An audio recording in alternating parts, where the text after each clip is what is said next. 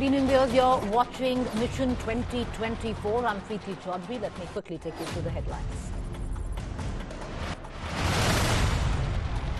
After RJD Supremo Lalu Yadav makes a personal attack on the Prime Minister, the Prime Minister retorts, Bharat hai mera parivar. BJP biggies fight back with Hum hai Modi ka parivar slogan. आज पूरा देश एक सुर में कह रहा है, मैं हूं मोदी का परिवार, मैंने Modi कुटुंबम.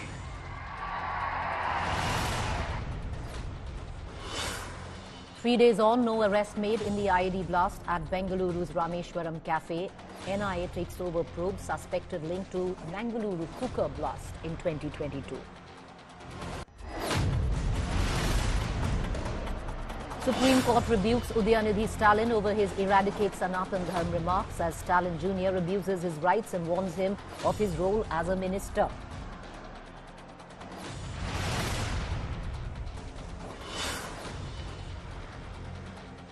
No more notes for votes. Supreme Court overturns its own 1998 ruling, ends immunity for MPs or MLAs caught taking bribes. Prime Minister Modi hails verdict.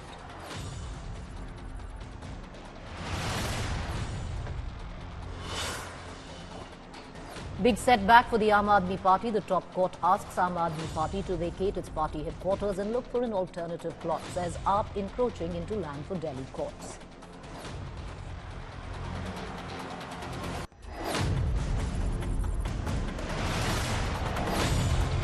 Trinamool Congress veteran Tapas Roy quits, claims Sandesh Khali horror and scams triggered him.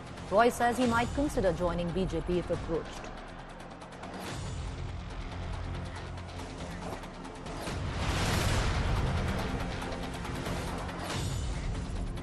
All right, viewers, let's take you now directly to the latest that has come in on the gang rape horror from Jharkhand, Dumka.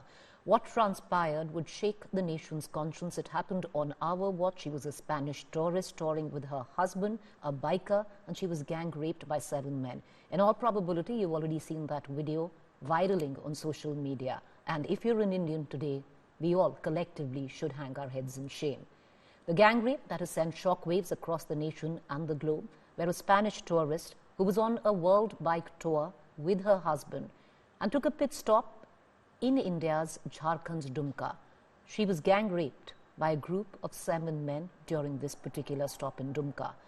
The victim and her husband, or the survivor and her husband, were assaulted and robbed before the accused proceeded to gang rape the tourist. In her own testimony that she's posted on social media, viewers, she says very clearly that the intent was not to rob.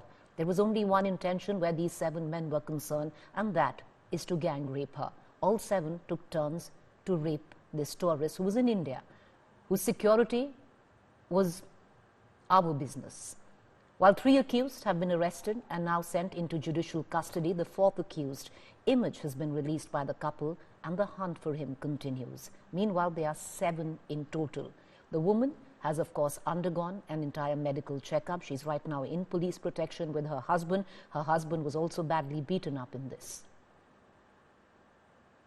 Rap for the all 7 men a lot of times, and they also beat us, they both, my husband and me, all the time. They are tell us to be in silence. They are beat us in the head, also in the body, and it was very difficult moment.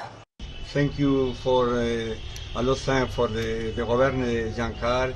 The police is very fast investigation. 3 or 4 people is detained. विदेश से महिलाएं आई है, इस रास्ते से गुजर रही हैं, दोनों पति पत्नी हैं. आपके रास्ते से कौन गुजर रहा है, कौन आ रहा है, कौन जा रहा है, कोई पता नहीं है. उसकी देखभाल की रक्षा किसके हाथ में होता है, कौन करते हैं? यही तो मैं पूछना चाहती हूँ. सरकार अगर इतना कमजोर है या किसके दबाव में ये हो रहा है? मुझे तो लग रहा है इसमें किसी न किसी का दबाव चल रहा है. बिना दबाव का ये हो नहीं सकता है कि 4 आदमी का लिस्टिंग ना हो, जबकि उसका नाम जो पकड़ाए हैं उन्होंने दे दिया है. फिर क्या दिक्कत है भाई? I want to cut across to my colleague Satyajit, who's joining us live with the very latest right now. Satyajit, first up, where the safety and the health of the woman is concerned, is she in the clear? Are they taken care of both physically, emotionally? Is everything that is needed available to the couple after the horrific incident that they've been through?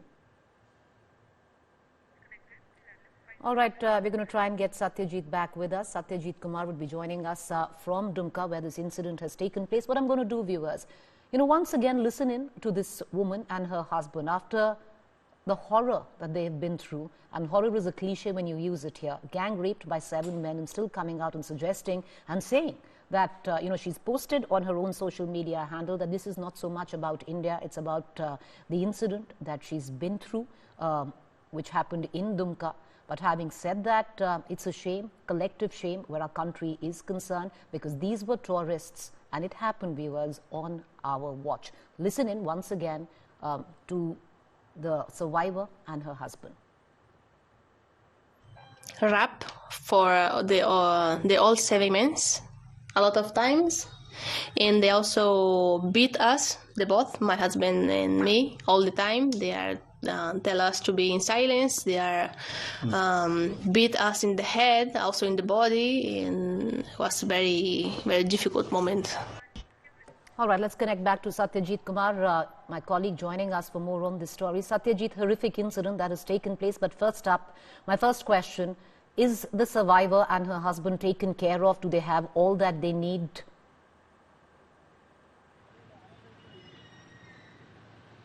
Yeah, of course, Preeti, they are being taken care of, and in an exclusive interview with our group, India Today group, the rape survivor said that she has all praise for the Indians. They are good, and she has been in India for the last 6 months. This has never happened with them. She also expressed her thanks and gratitude for the police, the way police swung into action. 3 were arrested, and all cooperation were extended to her. And she said that same cooperation should be extended by police to all the Indians also, all children, and they should have the same attitude towards all women and girls. She had all the praise for the Indians and for the Satyajit, police. But well, that's very brave of politics her has and a very big started to heart roll at this point of time. But the fact is very clear that every Indian collectively needs to hang their head in shame.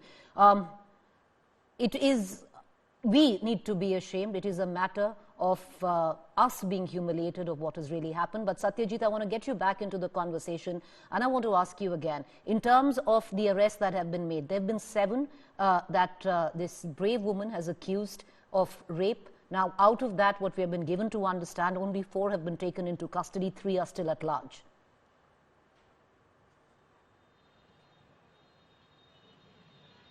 Listen, Preeti, we spoke to the DC of Dumka also. 4 are still at large, and police are conducting raids. The technical cell is working round the clock to trace the location of the culprits. They have all the information who are involved in that. They have the name. They know that from where they hail. But the raids are being conducted, and meanwhile the politics has started to roll out. DC said that they are making all their efforts. 2 SIT has been constituted, 1 to investigate the matter and the second to conduct raids to nab the accused. All the 4 accused who are still at large, and they are absconding. But meanwhile, BJP has got an issue, and they are keeping no stone unturned to slam the ruling JMM and Congress. They are saying that there is no semblance of law and order in Jharkhand. It has been thrown to winds, and the Satyajit, politics will definitely happen, and politics actually should happen, and the government in question should be made accountable by the opposition in that state. But that aside, I also want to come back and ask you a question. The couple, traumatized clearly, are they going to now leave the country? Do you have any idea?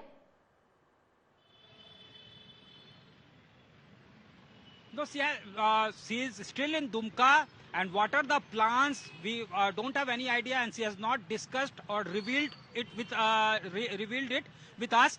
But for sure, They are on a tourist visa. They had come to Pakistan. From Pakistan, they came to Bangladesh, and from Bangladesh, via the border, they have entered into Jharkhand, and they had the plans to go to Nepal. And now they are in Dumka. They were on their way to Nepal, or they have come back from Nepal.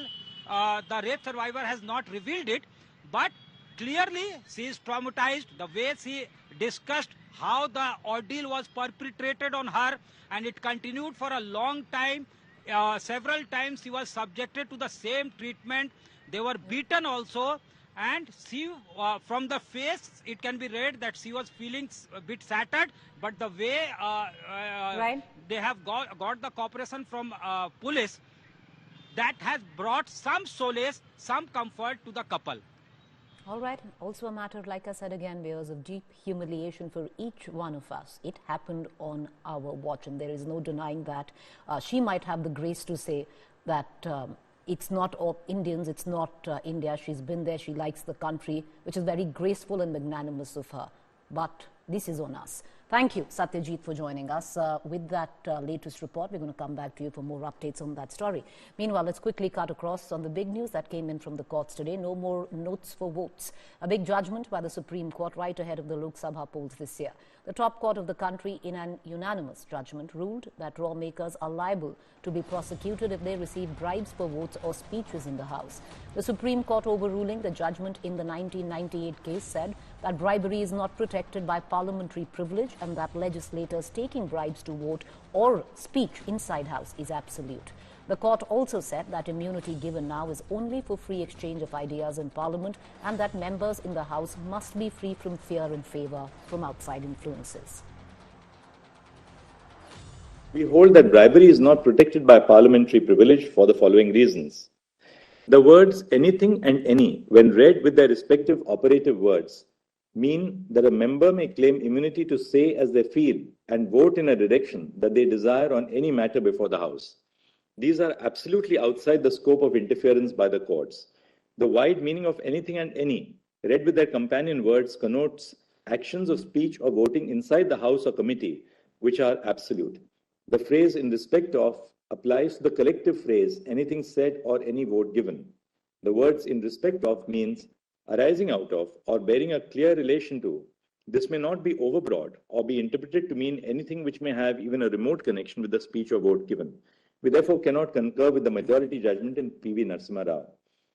The purpose and object for which the Constitution stipulates powers, privileges and immunity in Parliament must be borne in mind. Privileges are essentially related to the House collectively and necessary for its functioning. Hence, the phrase in respect of must have a meaning consistent with the purpose of privileges and immunities.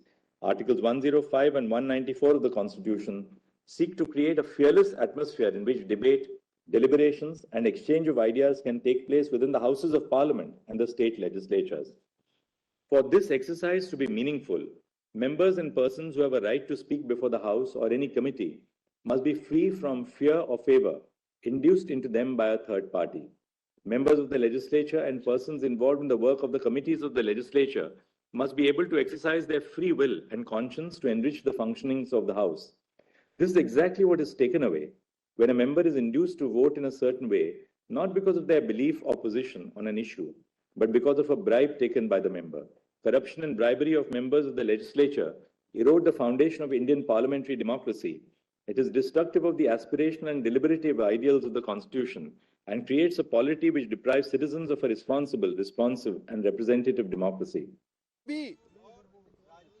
विधायक अगर पैसा लेके सवाल पूछता है या पैसा लेके वोट करता है राज्यसभा के चुनाव में, तो उसको कोई इम्यूनिटी प्राप्त नहीं होगी, कोई उसको अलग से प्रोटोकॉल नहीं मिलेगा, उसके खिलाफ भ्रष्टाचार का मुकदमा चलेगा। माननीय सुप्रीम कोर्ट ने कहा है कि ये पैसा लेके वोट करना और पैसा लेके सवाल पूछना, ये पार्लियामेंट्री डेमोक्रेसी के लिए जहर के समान है, ये पार्लियामेंट्री डेमोक्रेसी के लिए कैंसर है, इसलिए इसको रोकना बहुत जरूरी है। और आज स्पष्ट कर दिया है, अब किसी भी विधायक को या किसी भी सांसद को पैसा लेके पार्लियामेंट में कुछ भी करने पे कोई इम्यूनिटी नहीं होगी। उसको नॉर्मल जैसे एक क्रिमिनल के खिलाफ केस चलता है, एक भ्रष्टाचारी खिलाफ केस चलता है, वो भ्रष्टाचारी खिलाफ केस चलेगा। All right, viewers, let's look south now, where the Prime Minister is visiting over the next 2 days. He's been on his big southern sojourn to connect with voters in Kerala, in Telangana and Tamil Nadu. In these three states, BJP has not fared well in past, leading the Prime Minister to amp up his south mission. Here's a detailed report.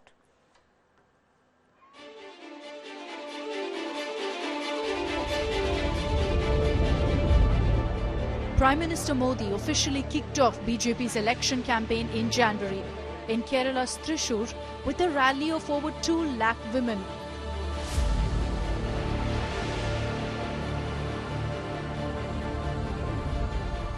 Over a month later, on 28th February, the Prime Minister was in Tamil Nadu, where he launched projects worth over 17,000 crore rupees and launched a fierce attack on the DMK.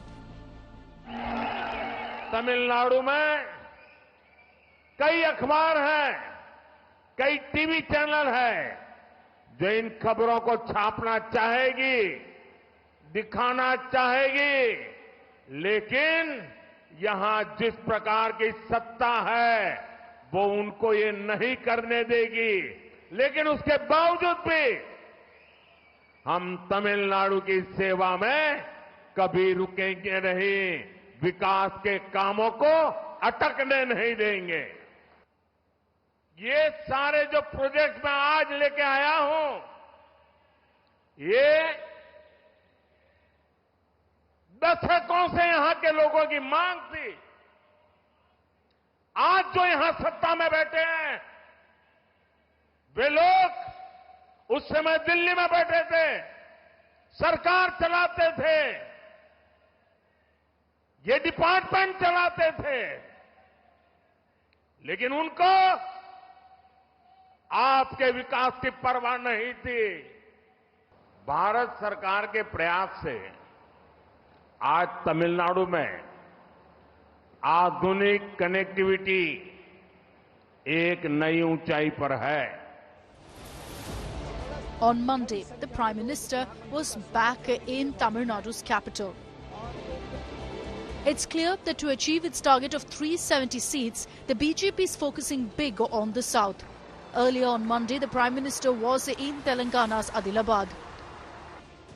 आजादी के इतने दशकों तक उस योगदान को कभी सम्मान नहीं दिया गया। 2014 के बाद बीजेपी की केंद्र में सरकार ने तेलंगाना के विकास को, आदिवासी समाज के सम्मान को इतना महत्व दिया। It was in Telangana that the Prime Minister gave Mera Parivar war cry. भ्रष्टाचार, परिवारवाद और तुष्टीकरण में आकंठ डूबे इंडी गठबंधन के नेता बौखलाते जा रहे हैं। मैं इनके परिवारवाद पर सवाल उठाता हूं तो इन लोगों ने बोलना शुरू कर दिया है कि मोदी का कोई परिवार नहीं है।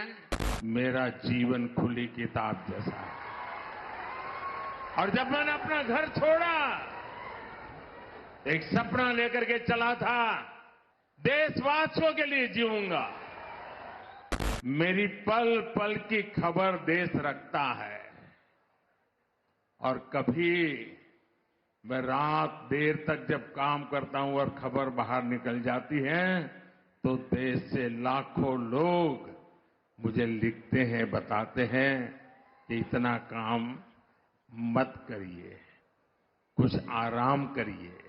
आज पूरा देश एक सुर में कह रहा है, मैं हूं मोदी का परिवार। Kerala, Karnataka, Tamil Nadu, Telangana and Andhra Pradesh together have 129 seats. Sources say that the BJP's key focus this time will be 84 seats in South India, declared weak, that the party has never won. The number is crucial for NDA's 400 par target. Will it be able to breach the southern bastion? Bureau Report, India Today. In case you forgot, viewers, the political drama in the state of Himachal Pradesh continues. Looks like the Congress is trying very hard to convince Minister Vikramaditya Singh. Sources suggest Vikramaditya was in the capital, met Congress General Secretary Priyanka Gandhi last evening. The meeting lasted for about an hour and a half, where Vikramaditya spoke about issues faced by disgruntled MLAs. Now, sources informed India Today that either Priyanka Gandhi and KC Venugopal may speak with all Congress MLAs to address their grievances. Meanwhile, the 6 rebel MLAs who were disqualified by the Speaker may knock on Supreme Court's door against the disqualification. These MLAs cross-voted during Rajya Sabha elections, which led to the victory of the BJP candidate Harsh Mahalya.